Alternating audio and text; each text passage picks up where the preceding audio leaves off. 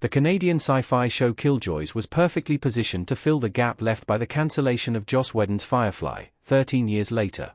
There are tons of underappreciated shows in the sci-fi genre, with many being cancelled despite a passionate and dedicated fanbase. Of all the many sci-fi series cancelled far too soon, Firefly is often the standout example, hailed as a great show that never got a chance when it was originally aired out of order.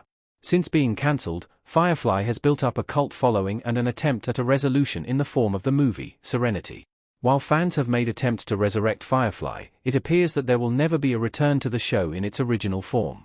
This is not necessarily a bad thing, as it joins many excellent sci-fi TV shows that you can binge in a day. Firefly might have been groundbreaking for its blend of sci-fi and Western elements, but it is far from being the only fun and creative sci-fi TV show out there. Over a decade after Firefly was cancelled, another show with a similar tone was released, and this lasted for 5 seasons. Killjoys is a great show to watch if you miss Firefly. Killjoys is arguably better than Firefly in some respects. Hannah John Kamen and Morgan Kelly in the Killjoys Season 2 finale. Killjoys stars Hannah John Kamen, Aaron Ashmore, and Luke MacFarlane as a trio of space bounty hunters, all trying to escape events in their pasts. The trio works for a 4-planet system known as the Quad, and takes on warrants to apprehend people and occasionally property. This sets the show up with a core cast with a developing dynamic, as well as a series of exciting guest stars who appear for an episode or two. Killjoys is not too complex and overwhelming, and, like Firefly, the show prioritizes fun over complicated storylines and visuals. Some of the characters in Killjoys closely resemble Firefly characters, making the show ideal to fill the gap left by Firefly. Dutch, John Kamen, is a highly skilled fighter with a secret history, resembling Firefly's River Tam. John Ashmore, the pilot in Killjoys, has a similar goofy sense of humor as Wash, while sharing a connection to the ship that resembles Kaylee's bond with Serenity. D'Avin MacFarlane has the physical strength of Firefly's Jane Cobb, but the vulnerability of River. Killjoys shares a sense of humor and fun with Firefly, with the characters finding themselves on adventures and in trouble. Firefly made an impact in just 1 season, earning it a 96% audience review on Rotten Tomatoes, but while some sci-fi shows lose their edge over time, Killjoys did not, and 3 out of its 5 seasons earned a 100% critical rating. Those 5 seasons gave Killjoys the chance to develop its world and characters, making the series arguably better than Firefly.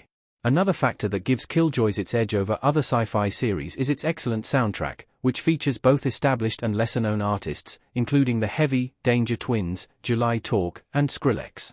Killjoys features some familiar faces in sci-fi. Both Firefly and Killjoys set up elaborate worlds.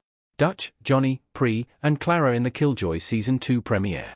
While Killjoys mostly focused on its 3 main characters and scene-stealing recurring characters, some familiar faces made appearances. Sci-fi veteran Rob Stewart, Painkiller Jane, played Dutch's father and mentor, Kylan.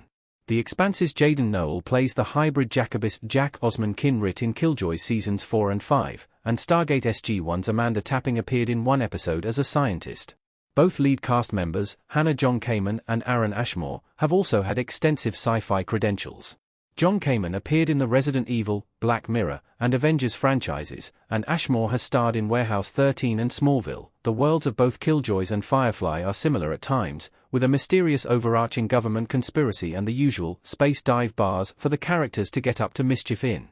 That said, Firefly often skimmed over the logistics and reality of its central worlds in favor of the characters, while Killjoys has put more thought into exactly how characters like Dutch and John survive and make a living. Firefly's Captain Mal's prequel story may answer some of these leftover questions, while Killjoys was given the chance to answer them before the show ended. Killjoys has a lower budget than many sci-fi series, but that's not a problem. Killjoys has similarities to other dystopian sci-fi classics. The main characters in Killjoys.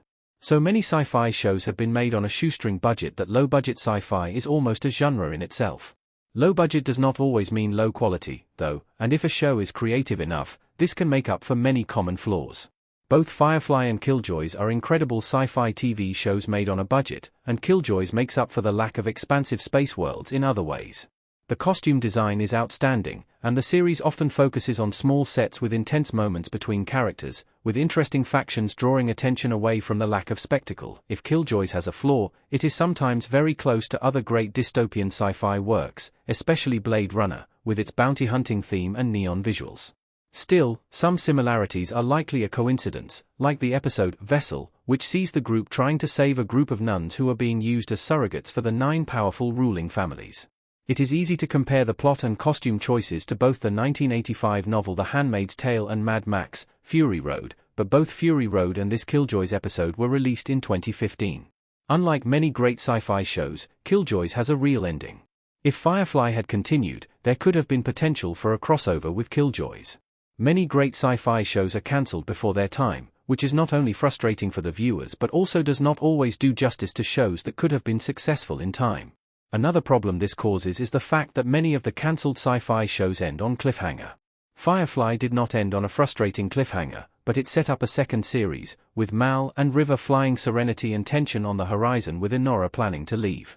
On the other hand, Killjoys had a definitive ending, which wrapped up the fates of the major characters on the show. If Firefly had been allowed to continue, the world would almost certainly have expanded significantly. This would have left a great deal more space available for Mal and his team, and with the characters in Firefly and Killjoys being so similar, this is a TV crossover that should have happened.